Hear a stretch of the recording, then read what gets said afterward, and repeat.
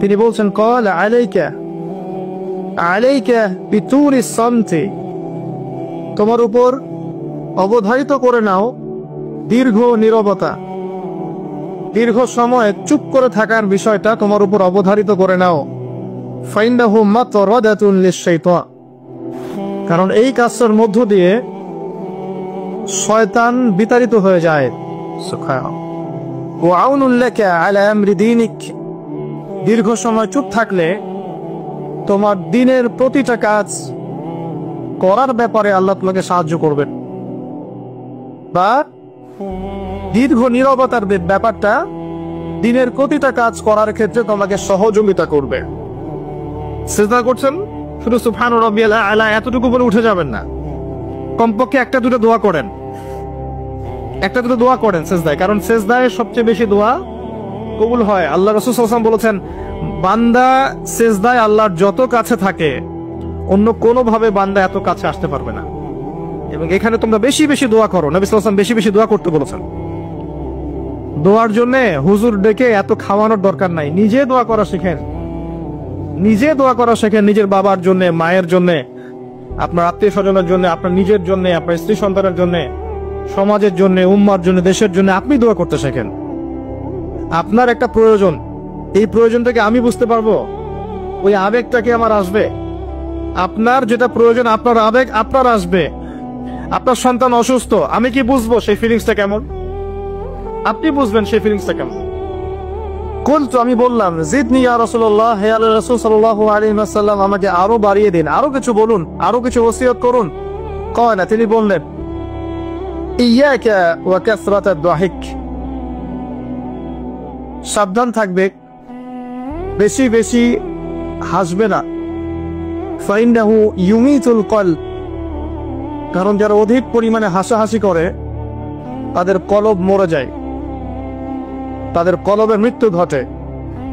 ওয়ায়াযহাবু বিনূরি ওয়াজহি, এবং চেহারার মধ্যে নূর চলে যায়, চেহারায় কোনো জ্যোতি বা নূর থাকে না। কুলতু জিদনি ইয়া রাসূলুল্লাহ, আল্লাহ রাসূল সাল্লাল্লাহু আলাইহি ওয়াসাল্লাম, আমাকে আরো বাড়িয়ে দিন, আরো কিছু ওসিয়ত করুন। ক্বালা, এবার তিনি বললেন সাল্লাল্লাহু আলাইহি ওয়াসাল্লাম, কুলিল হাক্কা ওয়া ইন কানা মুররান, সর্বদা সত্য কথা বলবে, সত্যের উপর থাকবে, যদিও এটা অন্যের কাছে তিক্ত হয়। সত্য কথা বলবে যদিও এটা তিক্ত শোনায়। কুলতু জিদনি ইয়া রাসূলুল্লাহ, তিনি বলছেন, আমি বললাম, হে আল্লাহর রাসূল, আরো বাড়িয়ে দিন আমাকে। ক্বালা, এবার নবীজি বললেন সাল্লাল্লাহু আলাইহি ওয়াসাল্লাম, লা তাখাফ ফিল্লাহি লাউমাতা লাইম, আল্লাহর পথে কাজ করার ব্যাপারে বা আল্লাহর পথে চলার ক্ষেত্রে, আল্লাহর দ্বীন পালনের ক্ষেত্রে নিন্দুকের নিন্দার পরোয়া করবে না। আল্লাহর ব্যাপারে নিন্দুকের নিন্দার সমালোচনা পরোয়া করবে না। কুলতু জিদনি ইয়া রাসূলুল্লাহ, তিনি বললেন, আমি বললাম যে আরো বাড়িয়ে দিন হে আল্লাহর রাসূল আমার জন্য। নবী করিম সাল্লাল্লাহু আলাইহি ওয়াসাল্লাম বললেন, ক্বাল লিয়াহজুসকা আনিন নাস মা তা'লাবু মিন নাফসিক, যখন মানুষের ব্যাপারে তোমার নেগেটিভ কোনো মন্তব্য করতে হয় বা কারো ব্যাপারে যদি নিন্দা করতে চাও, এরকম ইচ্ছা জাগে মনের মধ্যে, তাহলে আগে চিন্তা করবে যে এই দোষটা তোমার মধ্যে আছে কিনা। অর্থাৎ নিজের নফসের খেয়ালটা তুমি আগে বেশি নিবে অন্যের নিন্দা করার আগে। রাওয়াহুল বাইহাকি, হাদিসটা এসেছে বাইহাকি শরীফের মধ্যে ফি শুআবুল ঈমান, এবং মিশকাতুল মাসাদিকের মধ্যে এসেছে হাদিসটা 414 এবং 415 পৃষ্ঠায়। অত্যন্ত চমৎকার একটা হাদিস। আজকে আমরা ইনশাআল্লাহ আযজা ওয়া জাল এই হাদিসটার উপরে সামান্য কিছু কথা বলে আমাদের আলোচনা শেষ করব ইনশাআল্লাহ তাআলা। আবু যর রাদিয়াল্লাহু আনহু একজন বিশিষ্ট সাহাবী, আপনারা জানেন, যার ব্যাপারে নবী করিম সাল্লাল্লাহু আলাইহি ওয়াসাল্লাম বলেছিলেন, আবু যর, তুমি খুব নরম মানুষ, তাই কখনো দায়িত্ব চেয়ে নিও না, কারণ তোমার উপরে যদি দুইজন মানুষের দায়িত্ব দেয়া হয়, তোমাকে যেন ছুরিবিহীন জবাই করে দেয়া হলো। আবু যর রাদিয়াল্লাহু আনহু খুব আধ্যাত্মিক নরম মনের মানুষ ছিলেন। তিনি নবী সাল্লাল্লাহু আলাইহি ওয়াসাল্লামকে খাস করে বলছেন, এটা আম ভাবে নয়। আমি যেমন আম ভাবে সবার উদ্দেশ্যে কথাগুলো বলছি, এভাবে আম ভাবে নবীজি এই কথাটা তাকে বলেননি, বরং খাস ভাবে বলেছেন, পার্সোনাল নসিহত, ইন্ডিভিজুয়ালি বলেছেন। তিনি বলছেন, হে আল্লাহর রাসূল, আমাকে কিছু নসিহত করো, কিছু ওসিয়ত করো। ওসিয়ত কি জিনিস?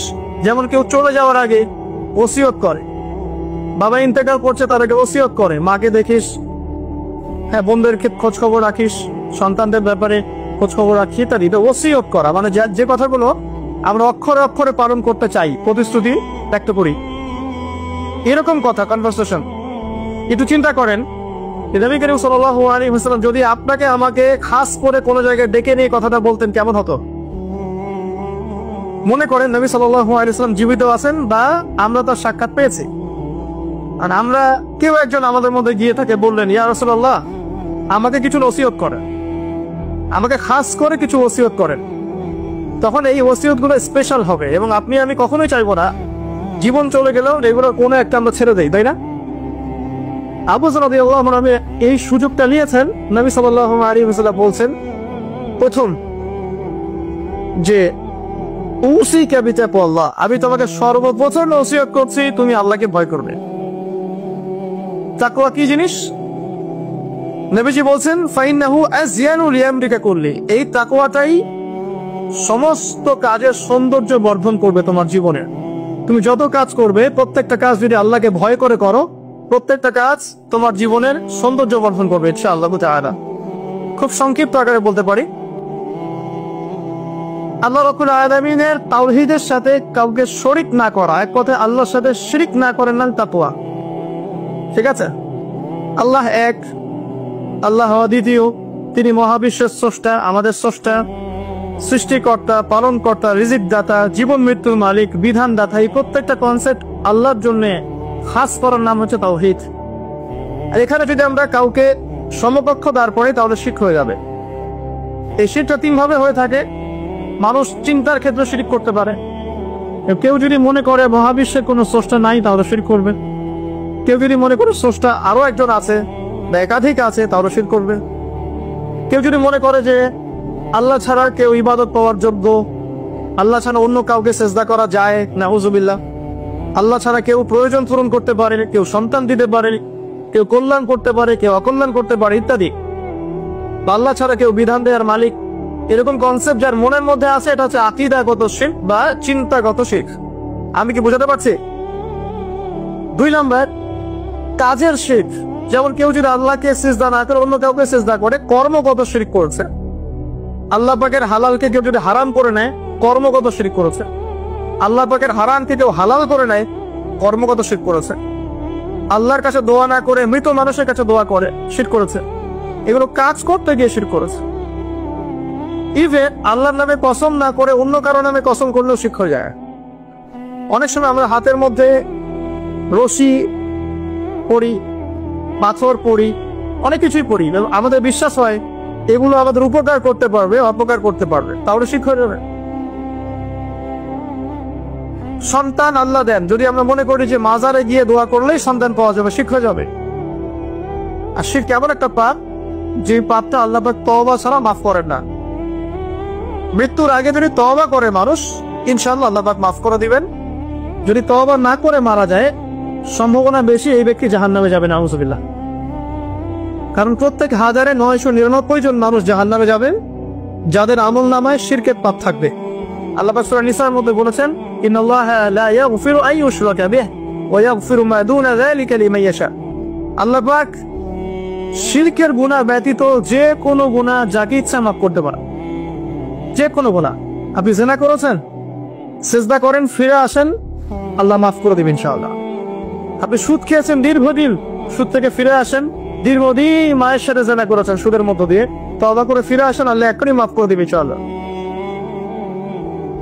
আপনি খুন করেছেন মানুষকে, যদি আপনি চিন্তা করেন যে আমার এটা অপরাধ হয়েছে, আপনি তওবা করে খালেসভাবে ফিরে আসেন, আল্লাহ মাফ করে দিবে ইনশাআল্লাহ। ব্যভিচার করেছেন, বিবাহিত হওয়ার পরেও জিনা করেছেন, এই ব্যক্তির কিন্তু পৃথিবীতে বাঁচার আসলে কোনো অধিকার নাই। তারপরেও যদি সে গোপনে তওবা করে ফিরে আসে রাতের অন্ধকারে, আল্লাহ চাইলে মাফ করে দিবেন ইনশাআল্লাহ। যে কোনো বার আল্লাহ পাক যাকে ইচ্ছা মাফ করতে পারেন শিরিক ছাড়া। শিরিক যদি তওবা না করে মারা যায়, বেশিরভাগ সম্ভাবনা হচ্ছে সে জাহান্নামে যাবে। আরেকটা ডেঞ্জারাস বিষয় হচ্ছে, শিরিক করে মারা গেলে কবরে মান রব্বুক উত্তর দিতে পারবে না। যারা মান রব্বুকে উত্তর দিতে পারবে, নিঃসন্দেহে তারা কখনো শিরিক করে নাই, আল্লাহ পাকের তাওহীদের উপরে ছিল। আমরা শিরকের অনেক কিছু বুঝি ঠিকই, আধুনিক একটা শিরিক বুঝি না। আধুনিক শিরক এটা যেমন আল্লাহ পাক যা নাজিল করেছেন, এখানে যে বিধানগুলো আছে এগুলোকে যদি কেউ ডিনাই করে বা এগুলোকে পাশ ফিরিয়ে অন্য কোনো বিধানকে বেটার মনে করে, আল্লাহর বিধানের চাইতে বেটার মনে করে বা সমকক্ষ মনে করে, এটাও শিরক। এটাও শিরক। আল্লাহ পাক কিছু হালাল করেছেন, আমরা যদি মনে করি এটা হারাম, তাহলে শিরক। এটাও শিরক। সূরা তাওবার 31 নম্বর আয়াতটা পড়ে দেখবেন ইনশাআল্লাহ তাআলা। যাই হোক, তাকওয়ার প্রথম স্টেজ হচ্ছে আমাদেরকে শিরক করা যাবে না, তাওহীদে থাকতে হবে ইনশাআল্লাহ তাআলা। 2 নম্বর, আল্লাহ পাকের যত আদেশ আছে এগুলোকে মেনে চলার নাম তাকওয়া। ফর এক্সাম্পল সালাত, সাওম, সাদাকা, হজ, উমরা, যাকাত, সত্য কথা বলা, পিতামাতার খেদমত ইত্যাদি যতগুলো আদেশ কোরআন এবং সুন্নাহর মধ্যে আছে এগুলোকে মেনে চলা তাকওয়ার পরিচয়। 3 নম্বর, আল্লাহ পাকের যত নিষেধ আছে এই সমস্ত নিষেধগুলোকে বর্জন করার নামও তাকওয়া। শুধু আদেশ মানলাম, নিষেধ বর্জন করলাম না, এটা আসলে প্রকৃত তাকওয়ার পরিচয় নয়। আজকে আমরা মাশাআল্লাহ সবাই সালাত পড়েছি, কালকে সকালে যদি আবার সুদি লেনদেন করি, আমার মধ্যে তাকওয়া আসলে নাই। আমি ধর্মীয় জীবনে পাক্কা মুসল্লি হলেও অর্থনৈতিক জীবনে পাক্কা সুদখোর থেকে গেছি। এই অবস্থা যদি তওবা না করে মারা যায়, মায়ের সাথে জেনার অপরাধ নিয়ে কিয়ামতের মাঠে উঠবে ইনশাআল্লাহ। এটা আমার কথা না, নবী সাল্লাল্লাহু আলাইহি ওয়াসাল্লাম বলেছেন, সহিহ বুখারীর হাদিস। যে কোনো আলেমকে জিজ্ঞাসা করবেন, যে কোনো মাদ্রাসায় যাবেন, যে কোনো প্রকাশনীর বুখারী শরীফ কেনেন না কেন, হাদিসটা পাবেন। যে ব্যক্তি 1 দিরহাম সুদ খেলো, সে যেন 36 বার জেনা করলো। আপনি যদি জানেন যে আপনার ক্লোজ কোনো ফ্রেন্ড বা আত্মীয় বা whoever he is, সে জেনা করে বেড়ায় বা মেয়েদের সাথে, একাধিক মেয়ের সাথে তার সম্পর্ক আছে, ইনলিগাল রিলেশনশিপ, আপনি নিশ্চয়ই তার দিকে সম্মানের দৃষ্টিতে তাকাবেন। আর আখিরুজ জামান এমন একটা যুগ যেখানে সুদ থেকে বাঁচা সো ভেরি ডিফিকাল্ট। এখানে হাজারে খুব কম মানুষই সুদ থেকে বাঁচতে পারবে। যারা বেঁচে থাকবে তাদের গায়েও সুদের ছিটাফোঁটা এসে লাগবেই লাগবে, কারণ পুরো বিশ্বের ইকোনমিক সিস্টেমটাই সুদ ভিত্তিক। এটা পরিপূর্ণরূপে ইসলামিক ধাঁচা সাজানো এখন সম্ভব বলে মনে হচ্ছে না। আমরা চেষ্টা করতে পারি, সম্ভব কখন হবে? যখন শেকড় উপরে আসবে। আর শেকড় কখন উপরে হবে? যখন মালহামা হবে। আর মালহামা কখন হবে? যখন মদিনার গুরুত্ব কমে যাবে এবং জেরুজালেমের গুরুত্ব বেড়ে যাবে। আর যখন আল মাহদি আসবে এবং ঈসা ইবনে মারিয়াম আসবেন, তখন পৃথিবীতে ইনশাআল্লাহ আযজা ওয়া জাল ইসলাম ব্যতীত কিছুই বাকি থাকবে না। তখন ইনশাআল্লাহ তাআলা উপরের লেভেল থেকে সুদ বলতে কিছু থাকবে না ইনশাআল্লাহ। তবে এখন কি করবেন? ফাত্তাকুল্লাহা মাসতাতা'তুম। এখন এতটুকু করবেন, ফাত্তাকুল্লাহা মাসতাতা'তুম, তোমরা সাধ্যমতো আল্লাহকে ভয় করো। আপনার সাধ্য যতটুকু কুলায় এতটুকু আপনি দূরে থাকবেন। পারতপক্ষে চেষ্টা করবেন সুদ যেন আপনার গায়ে না লাগে। আল্লাহ পাক বোঝার তৌফিক দান করুন, আমিন। বলছিলাম আল্লাহ পাকের নিষেধগুলোকে বর্জন করার নাম তাকওয়া। নামাজ পড়ছি, রোজা রাখছি, যাকাত দিচ্ছি না, এদিকে সুদ খাচ্ছি, হারাম রিলেশনশিপে আছি, বা পরকীয়ায় লিপ্ত আছি, বা মানুষের সম্পদের অধিকার দিচ্ছি না, ব্যবসা করছি। আর ব্যবসা যারা করি আমরা বেশিরভাগই মিথ্যা কথা বলি। আমরা ব্যবসা যারা করি ম্যাক্সিমাম মিথ্যা কথা বলি, মিথ্যা কসম করি। এবং আমাদের এই মিথ্যা কসম আর প্রতারণার কারণে জালেম শাসকের শাসন চাপিয়ে দেওয়া হয় আল্লাহর পক্ষ থেকে। এটা হাদিস এসেছে। যখন ব্যবসায়ীরা প্রতারণা করবে, মিথ্যা কসম করে পণ্য বিক্রি করবে এবং মাপে কম দিবে, সিন্ডিকেট করবে, তখন আল্লাহর পক্ষ থেকে 2টা আযাব আসে। এক, জালেম পরশক্তিকে চাপিয়ে দেওয়া হয় যারা এদের উপর জুলুম করবে। 2, সমাজের মধ্যে দুর্ভিক্ষ নেমে আসে। এগুলো নবী সাল্লাল্লাহু আলাইহি ওয়াসাল্লামের কথা, বদলানোর কোনো সুযোগই নেই। আজ হোক আর কাল হোক এগুলো ফলে যাবে ইনশাআল্লাহ, কাল যদি না আমরা আমাদের জায়গা থেকে সরে আসি। তো যারা আমরা ব্যবসা করছি অনেকেই মিথ্যা কথা বলে ম্যাক্সিমাম, এবং মনে করি যে ব্যবসা এগুলো মিথ্যা বলা জায়েজ। এটা ব্যবসার অংশ মনে করি আমরা। সৎ ব্যবসায়ী কিয়ামতের দিন নবীগণের সাথে থাকবেন। যারা সৎ ব্যবসায়ী তারা কিয়ামতের মাঠে নবীগণের সাথে হাসর করবেন। ছাঁচে খুঁজে পাবেন না এবং খুব কম সৎ ব্যবসায়ী পাবেন। যাই হোক, যেটা বলছিলাম ভাই, প্রিয় ভাইয়েরা, যে শুধু আদেশ মানার নাম তাকওয়া নয়, নিষেধটা বর্জন করতে হবে। আমরা নামাজ, রোজা, হজ, যাকাত সবই করছি মাশাআল্লাহ, ব্যবসায়িক জীবনে মাপে মন দিচ্ছি, ইকোনমিক লাইফে সুদ খাচ্ছি, আর পলিটিক্যাল লাইফ নিয়ে আমি কোনো কথা বলতে যাচ্ছি না। সেখানে কতটুকু আল্লাহ আর কতটুকু রাসূল আছেন আল্লাহ ভালো জানেন, আল্লাহ বিচার করবে। আমি মৌলিক কথা করে বলছি। দেখেন, ফ্যামিলিগত ব্যাপারে আপনারা দেখবেন বাহ্যিকভাবে ইসলামের লেবাস পোশাক আছে ঠিকই, বাট ভিতরে অরিজিনাল ইসলাম নাই। দেখুন, পরিবারে ম্যাক্সিমাম পরিবারে থেকে পর্দা নাই। নামাজি ব্যক্তির খুব অভার। আর নামাজি চিন্তা হলে আপনাকে ফজরের জামাতে আসতে হবে। নামাজি চিন্তা হলে আপনাকে ফজরের জামাতে আসতে হবে। এই মসজিদেই আজকে ফজরে আসবেন, দেখবেন এই যে মুসল্লি যারা বসে আছেন তাদের 50% নাই কিল্লাত আশরাফা। তো আমরা পার্সিয়ান ইসলাম ফলো করছি, কিছু মানছি কিছু মানছি না। আল্লাহ বলছে এটা না, পরিপূর্ণরূপে ইসলামে প্রবেশ করো এবং এটার নাম তাকওয়া। উসিকুম বিতাকওয়াল্লাহ, আমি তোমাকে আল্লাহর তাকওয়া, আল্লাহকে ভয় করার ওসিয়ত করছি, খাস করে অনুরোধ করছি, ওসিয়ত করছি। আদেশ মানার নাম যেমন তাকওয়া, নিষেধ বর্জনের নাম তাকওয়া। শুধু আদেশ মানলেই হবে না, নিষেধগুলো বর্জন করার চেষ্টা করতে হবে। আমরা এই জায়গাটাতেই সমস্যায় ভুগছি। আদেশ আমরা অনেকেই পালন করতে পারি, আলহামদুলিল্লাহ, নামাজ পড়তে পারি, রোজা রাখতে পারি, অনেকে যাকাত দেই মাশাআল্লাহ, সাদাকা করি, দান সাদাকা করি, ইসলামের প্রতি ভালোবাসা আছে, আল্লাহ এবং রাসূলকে মহব্বত করি, কিন্তু হারাম রিলেশনশিপ ছাড়তে পারছেন না। দেখবেন অ্যাফেয়ার ছাড়তে পারছেন না, ফ্রি মিক্সিং ছাড়তে পারছেন না, রিবা ছাড়তে পারছেন না, আপনার পরকীয়া ছাড়তে পারছেন না, অহেতুক যে নোংরা অপসংস্কৃতি ছাড়তে পারছেন না। খেয়াল করে দেখেন, স্মোকিং ছাড়তে পারছেন না, মাদকদ্রব্য সেবন ছাড়তে পারছেন না, বাট আপনি ইসলামকে ভালোবাসেন, আল্লাহকে ভালোবাসেন, রাসূলকে ভালোবাসেন। এইটাই মূল সমস্যা আমাদের এখানে। আমি ফিল করি। আল্লাহ পাক আমাদের সবাইকে আদেশ মানার সাথে সাথে নিষেধ বর্জন করার তৌফিক দান করুন, আমিন। 4, আল্লাহ রাব্বুল আলামিনকে হাজির এবং নাজির জানার নাম তাকওয়া। হাজির নাজির কেমন? যে আমার জীবনের প্রতিটা স্টেপ আল্লাহ পাক দেখছেন এবং শুনছেন। আল্লাহ পাক আরশে আজিম থেকেই আমাকে দেখছেন, আমাকে শুনছেন প্রতিটা মুহূর্তে। এখন, আজ, কাল, আগামী, অতীত, বর্তমান, ভবিষ্যৎ, সব সময় আল্লাহ আমাকে দেখছেন, শুনছেন প্রত্যেকটা মুহূর্তে। এই কথা যার মাথায় থাকবে তার পাপ করার প্রবণতা কম হবে ইনশাআল্লাহ। পাপ করলেও সে তওবা করে আল্লাহর কাছে ফিরে আসবে ইনশাআল্লাহ। যদি তার দ্বারা কোনো পাপ হয়েও যায়, আপনি দেখবেন তাকওয়াই তাকে আবার ফিরিয়ে নিয়ে আসবে, সে আল্লাহর কাছে ফিরে আসবে ইনশাআল্লাহ। আল্লাহ পাকে হাজির এবং নাজির জানা, এর আরেকটা নাম আছে, সেটা হলো ইহসান। কি নাম? হাদিসে জিবরিল নামে একটা হাদিস আছে, সহিহ মুসলিমের 9 নম্বর হাদিস, আর মিশকাতুল মাসাদির 2 নম্বর হাদিস। ইহসান কি? জিবরাইল আলাইহিস সালাম নবী সাল্লাল্লাহু আলাইহি ওয়াসাল্লামকে জিজ্ঞাসা করেছিলেন। তিনি বলছেন, আনতা আবুদাল্লাহা কাআন্নাকা তারাহ ফাইন লাম তাকুন তারাহু ফাইন্নাহু ইয়ারাক। তুমি এমন ভাবে আল্লাহর ইবাদত করবে যেন তুমি আল্লাহকে দেখছো। ওয়াইন লাম তাকুন তারাহু ফাইন্নাহু ইয়ারাক, এবং তুমি যদি আল্লাহকে দেখতে না পাও, তুমি সবসময় মনে রাখবে আল্লাহ পাক তোমাকে দেখছেন। এই কনসেপ্টটার নাম হচ্ছে ইহসান, যেটা আমাকে তাকওয়া দিবে। এটা ইহসান থাকে আমলের মধ্যে।